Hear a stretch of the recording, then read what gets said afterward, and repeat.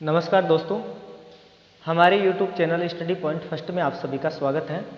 देखिए, हम बात कर रहे थे कक्षा 12 मानव भूगोल अध्याय नंबर 7 परिवहन और संचार की। इसमें हम परिवहन के साधनों में स्थल परिवहन की बात कर चुके थे, जिसमें सड़क परिवहन और रेल परिवहन देखा था, और आज हम बात करेंगे जल परिवहन की।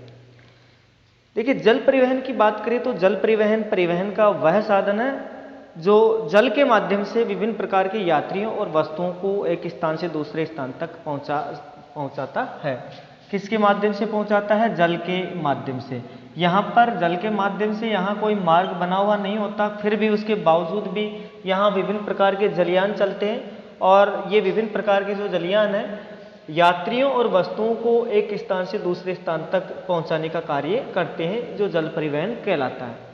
अब सबसे इंपॉर्टेंट बात तो यह है कि जल परिवहन में प्रश्न कहाँ से आता है। तो जल परिवहन में प्रश्न आता है जल परिवहन के क्या लाभ होते हैं यहाँ से। तो जल परिवहन के लाभ क्या है, देखते हैं जल परिवहन के क्या क्या लाभ हो सकते हैं।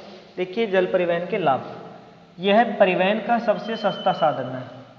अगर परिवहन के साधनों में सबसे सस्ते साधन की बात करें तो वह जल परिवहन ही है। यहाँ पर जल परिवहन में ज़्यादा खर्चा आता नहीं है, क्योंकि यहाँ मार्गों का निर्माण नहीं करना पड़ता और रखरखाव देख रेख नहीं करनी पड़ती। सड़कें तो क्या बार बार टूटती है, तो सड़कें टूट जाती है तो फिर उनकी मरम्मत करवानी पड़ती। यहाँ पर ना तो कोई सड़कें होती है, ना कुछ होता है, ना किसी की मरम्मत करवानी पड़ती, इसलिए यहाँ खर्चा ज़्यादा आता नहीं है। इसलिए जो जल परिवहन है ये क्या है, परिवहन का सबसे सस्ता साधन है। यहाँ पर मार्गों का निर्माण और रखरखाव की आवश्यकता ही नहीं होती। ये जल परिवहन के लाभ है। एक तो परिवहन का सबसे सस्ता साधन है, फिर है मार्गों का निर्माण और रखरखाव की आवश्यकता यहाँ होती नहीं है। फिर है महासागरों के दोनों छोरों को आपस में जोड़ते।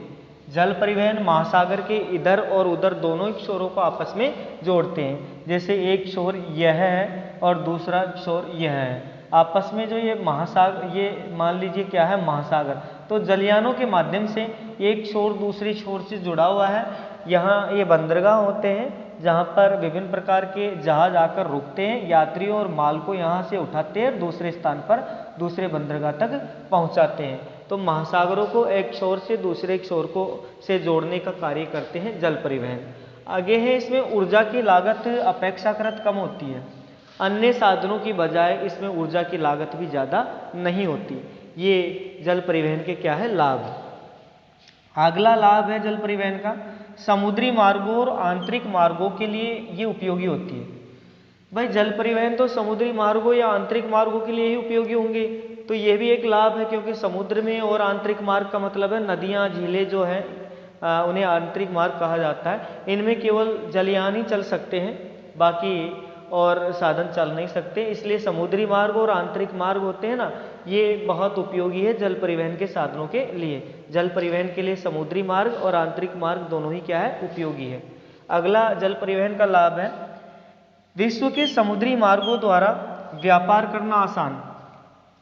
देखिए, जितने भी समुद्री मार्ग हैं इनसे व्यापार करना बड़ा आसान होता है, क्योंकि समुद्री मार्गों के माध्यम से अगर हम व्यापार की बात करें तो व्यापार करना थोड़ा सस्ता होता है। अगर हम समुद्री मार्गों से देखो जो है किसी भी प्रकार का व्यापार कर सकते हैं। समुद्रों से ना तो कोई साधन रेल चल सकती, ना कोई सड़क परिवहन चल सकता, ना कोई वहाँ पर अगर वायुयान के माध्यम से तुम वस्तुओं को वहाँ समुद्र पार देशों तक पहुँचाओगे तो वहाँ बाहर क्षमता ज़्यादा हो मान लो सामान की, तो वहाँ पहुँचाना थोड़ा सा मुश्किल होता है और महंगा भी होता है। इसलिए विश्व के समुद्री मार्गों द्वारा व्यापार करना आसान होता है। ये भी जल परिवहन का एक लाभ है। तो ये थे जल परिवहन के विभिन्न लाभ, और इम्पोर्टेंट है, एग्जाम की दृष्टि से आ सकते हैं, इसलिए जल परिवहन के लाभों को जरूर देखिए कि जल परिवहन के लाभ क्या क्या होते हैं। जल परिवहन के लाभ के बाद में आगे हम बात करेंगे समुद्री मार्ग की, कि समुद्री मार्ग क्या होता है। देखिए, इनके रखरखाव में लागत नहीं आती और सभी दिशाओं में आसानी से मुड़ सकते हैं।